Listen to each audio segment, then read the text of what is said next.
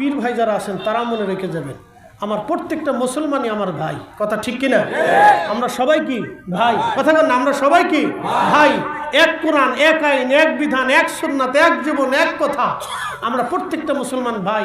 মিলাদ, কিয়াম, আমরা যারা কিয়াম করি, যারা দাঁড়াই, তারা সির্ফ আল্লাহর নবীর ইজ্জতের জন্য দাঁড়াই। এখানে চেয়ারম্যান, মেম্বার, এমপি, মন্ত্রী, মিনিস্টার এগুলোর জন্য আমরা দাঁড়াই না, সির্ফ আল্লাহ রসুলের ইজ্জতের জন্য দাঁড়াই। কথা ঠিক কিনা? আপনার যদি ভালো না লাগে দাঁড়ায়েন না, কিন্তু যারা দাঁড়ায় তাদেরকে খারাপ বললেন। কি কথা ঠিক কিনা? ঝগড়া করবেন না, দাঁড়াইছে দাঁড়াই থাকুক, যে বসে রয়েছে এখন আর বসে রয়েছে তার আর জোর করার দরকার নেই, গুতাগুতি করার দরকার নেই। ঠিক কিনা? এগুলি এখন আমাদের সময় না, এগুলি আমাদের সময় না, এগুলি সময় না। তবে সে যখন বুঝবে সে এমনি দাঁড়াবে। কারণ ইমাম মালিক, আমার ভাইরা গেছেন, হাজী সাবরা আছেন, ওলামা ইকরাম আছেন, ইমাম মালিক রাহিমাহুল্লাহ পৃথিবীর 4 ইমামের এক ইমাম। আল্লাহু আকবার।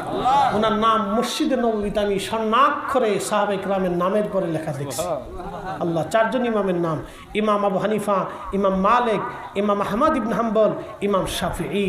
4টা মাযহাবের ইমামের নাম মদিনার মসজিদে নববীর ভিতরে সাহাবা ইকরামের নামের পরে লেখা। আপনি জানেন তারা কত সম্মানিত?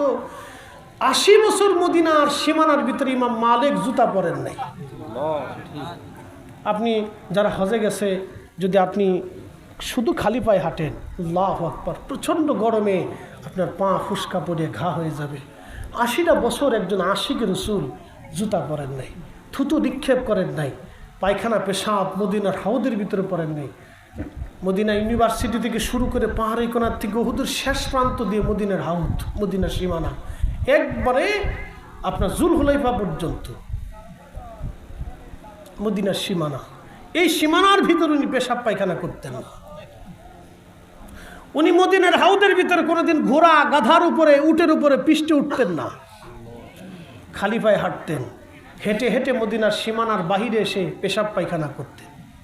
আপনি বলেন, জিজ্ঞেস করলে বলতেন, এ মানুষ, এই মাটির নিচে রাহমাতুল লিল আলামিন ঘুমিয়ে আছেন, কি করে আমার সাহস হয় এই মদিনার মাটিতে আমি জুতা পরবো, পায়খানা পেশাব করবো, যেখানে রসুল ঘুমিয়ে আছে?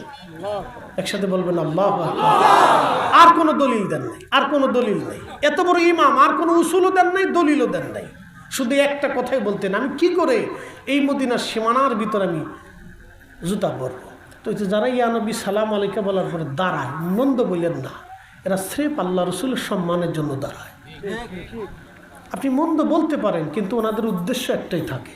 ইমাম মালিকের যেমন সারা জীবন উদ্দেশ্য একটা ছিল রসুলের সম্মান, ওনাদের উদ্দেশ্য একটাই। মন্দ বললে বলতে পারেন, এটা আপনার মনের ব্যাপার, বলতে পারেন, কিন্তু ওনারা আল্লাহ রসুলের সম্মানে দাঁড়ায়। ছোট করে দেখার সুযোগ নেই ভাই, এগুলি নিয়ে ঝগড়া করবেন না। এটা একটা জিকিরের মজলিস, একটা দোয়া, আল্লাহ রসুলের প্রশংসা হয়। বলেন, রসুল ছাড়া তো আমরা দিন পাইতাম না। কথা ঠিক কিনা? ওনার দন্ত মোবারক উহুদে শহীদ হয়েছে। আমার ভাইরা এখানে আছেন, সে মসজিদ এখনো উহুদে আছে, যেখানে আল্লাহ রসুল জোহর এবং আসরের নামাজ পড়েছিলেন। জোহরের নামাজ পড়ার পর ওইখানে বসেছিলেন। আসরের নামাজ পড়ার শেষ সময় কাফেররা প্রিয় নবীজির উপর আক্রমণ করলেন। ওই সময় দন্ত মোবারক শহীদ হয়ে গেল। নবীজিকে নিয়ে যাওয়া হলো উহুদের সেই ফাঁকা জায়গাতে। এখনও সেই ফাঁকা জায়গা আছে।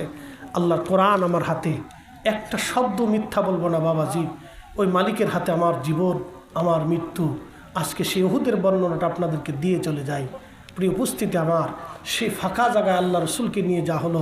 জিব্রাইল ফেরেশতা এবং কয়েকজন সাহাবী সহ নবীজিকে নিয়ে যাওয়া হলো সে ফাঁকা জায়গা। এবছর হজ থেকে ফেরার পথে মদিনার একটা দিন আমার বাকি আছে। শুধু মন কাঁদতেছিল আমার বারবার, আমি একটু রাত্রিবেলা যাব। দিনে তো বহুবার উহুদে গেছি, একটু রাত্রে যাব। বিশ্বনাথ আলিয়ার প্রিন্সিপাল, কামিল মাদ্রাসার প্রিন্সিপাল সাহেব আমার সাথে ছিলেন। ফেন্সুগঞ্জ আলিয়ার সিলেটের ভাইস প্রিন্সিপাল সাহেব, আমরা একসাথে হজ করছি, একই রুমে থাকছি। আমাদের জালালাবাদী একজন ছিলেন, তারপরে গজনবী, তিনি লন্ডনে এক আলেম, তিনি আমার সাথে ছিলেন। আমরা একসাথে সেই উহুদে গেলাম। আল্লাহর কসম করে বলি, 5-6 জন মিলে আমরা রাত্রিবেলা গেলাম। যাওয়ার পরে যেখানে আল্লাহর নবী বিশ্রাম করেছিলেন, ওইখানে যাওয়ার পরে দেখি আমরা যখন উঠলাম তখন বাতাসের সাথে শুধু সুঘ্রাণ ভেসে আসছে। আল্লাহর কসম, কোরআন শরীফ আমার হাতে, আমার প্রত্যেকটা পশম দাঁড়ায় গেল। যে আমাকে নিয়ে গেছে সে বলতেছিল, মামা আমি 80-র দশক থেকে মানুষকে হজে নিয়ে আসি, জীবনে রাত্রিবেলা কোনো দিন এখানে আসিনি। আজকে আপনার পিড়াপিড়িতে আজকে আমার নসিব হয়ে গেল। মামা এত সুঘ্রাণ আসতেছে। ওই যেখানে আল্লাহর নবী বিশ্রাম করছিলেন ওই জায়গাটা সিমেন্ট দিয়ে সৌদি প্রশাসন আটকাই দিছে, যাতে ভিতরে কেউ না যায়, ওখানে কেউ অপবিত্রতা না করে, সেভ করার জন্য শুধু জানালার মতো একটু কেটে রাখছে। বিশ্বাস করেন আমরা বেয়ে উঠে জানালার ভিতর দিয়ে মুখ লাগায় ফাঁকা জায়গা দিয়ে নাক, ভিতর থেকে এমন সুঘ্রাণ আসতেছিল, আল্লাহু আকবার, আল্লাহর কসম 1450 বছর পরে আল্লাহর নবীর সুঘ্রাণ আসতেছে, বেহেশতের সুঘ্রাণ। পৃথিবীর কোন আতরের সাথে সুঘ্রাণের কোনো মিল হবে না। যিনি আমাকে হজে নিয়ে গেছিলেন তিনি বললেন, মামা আমি বাইতুল আকসাতে গিয়েছিলাম। বাইতুল আকসাতে সেই পাথরের উপর যে পাথরে নবীজি কদম রেখেছিলেন, সেই পাথরে প্রিয় রসুলের পায়ের ছাপ এখনো আছে। ওই পাথর থেকে যেই ঘ্রাণ আসে, উহুদ থেকে এখান থেকে সে একই রকম ঘ্রাণ আসে। বলে যে পৃথিবীর কোন আতরের সাথে ঘ্রাণ আপনি মিলাইতে পারবেন না। ছোট করে দেখার সুযোগ নেই বাবা। আল্লাহ রসুলের কোনো বিষয়কে ছোট করে দেখবেন না, দেখলে আপনার জীবনের ক্ষতি হয়ে যাবে। প্রিয় ভাই আমার, আমরা প্রত্যেকজন মুসলমান, আমাদের কোরআন একটা, আমাদের রসুল একটা। ভালোবাসতে হবে রসুলকে জীবনের সব কিছু দিয়ে, কথা ঠিক কিনা? সব কিছু দিয়ে বাসতে হবে, যেন ছোট করে দেখার সুযোগ নেই। নিম্নানন্দ এগুলি করবেন না, মিলেমিশে থাকবেন। আল্লাহ আমাদেরকে মিলেমিশে থাকার তৌফিক দিক। সকলে বলেন আমিন। আসেন প্রিয় নবীজিকে দাঁড়িয়ে সালাম জানাই, ইয়া নবী সালাম আলাইকা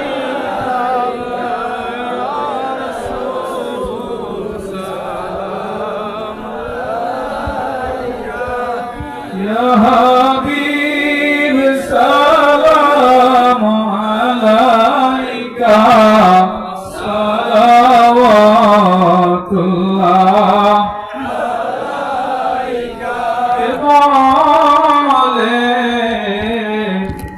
আপনি দূরে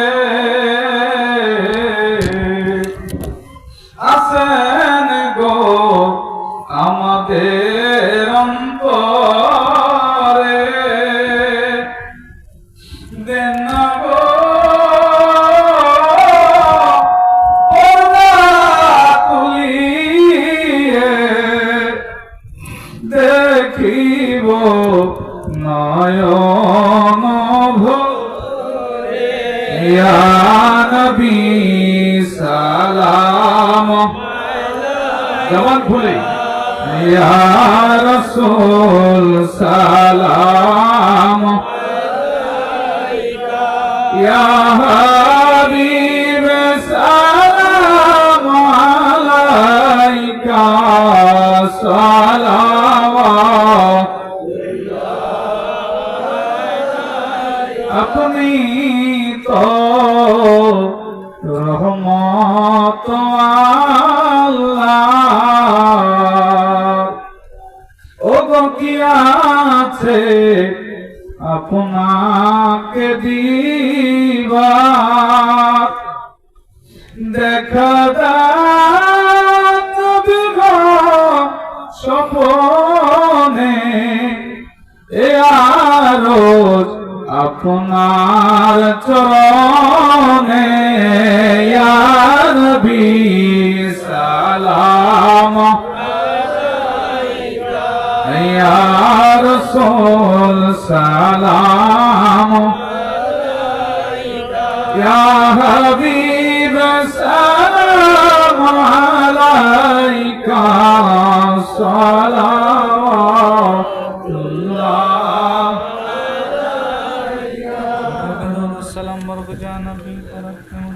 بلغ العلا بكماله كشف الدجى بجماله حسنت جميع خصاله صلوا عليه وآله। একটা লোক দোয়া ছাড়া যাবেন না, বসেন ভাই, অত্যন্ত মূল্যবান সময়। 20,000 টাকা।